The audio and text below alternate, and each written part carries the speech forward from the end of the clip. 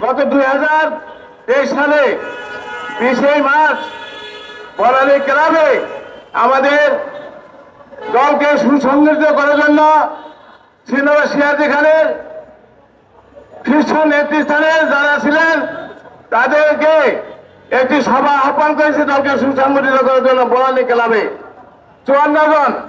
সেখানে আওয়ামী লীগ সরকারের কুখ্যাত ডিবির হারুন তার বাহিনী দিয়ে আমাদেরকে 54 জনকে অ্যারেস্ট করে ডিবির অফিসে আনে, তারপরে আমাদেরকে নির্যাতিত করে কোর্টে চালান করে 2 দিনের রিমান্ড মঞ্জুর করেন, আমাদেরকে অনেক অত্যাচার করেছে, তারপরে আমাদের জেলে প্রেরণ করে।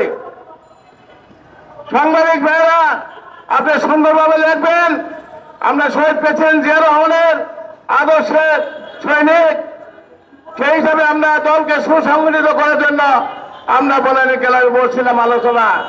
সেখান থেকে আমাদেরকে এত নির্যাতিত করছে এই পেশিবাদ সরকার। গত 5 আগস্ট বৈষম্য বিরোধী ছাত্র আন্দোলন জনগণের মাধ্যমে এই সরকার পদত্যাগ করেছে।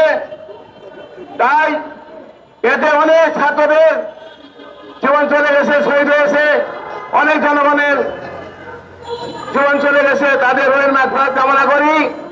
আর অতি সত্বর আমাদের এই মামলাটি অন্তর্বর্তী সরকারের প্রধান উপদেষ্টা সহ অন্যান্য সম্মানিত সদস্যদেরকে আমি অনুরোধ করব, আমাদের মিথ্যা বানোয়াট মামলা একটা চক্রান্তমূলক একটা মামলা হয়েছে, আমি সব খুলে বললাম না।